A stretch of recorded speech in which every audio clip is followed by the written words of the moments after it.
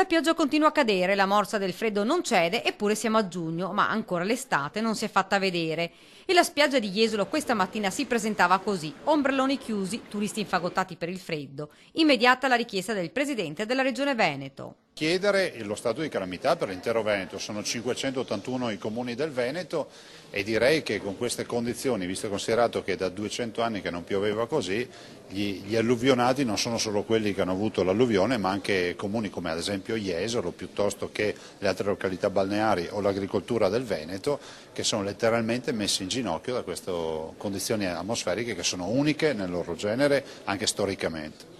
Ci sono stati danni, ha spiegato Zai, a 360 gradi. La situazione è davvero disastrosa. Intanto continua la fuga dei turisti dal litorale veneziano. A risentirne di più sono i campeggi, molti dei quali rimasti deserti. Va un po' meglio per gli alberghi. L'effetto anticipo e capara sta costringendo i turisti a rimanere a Jesolo nella speranza che il sole torni a fare capolino.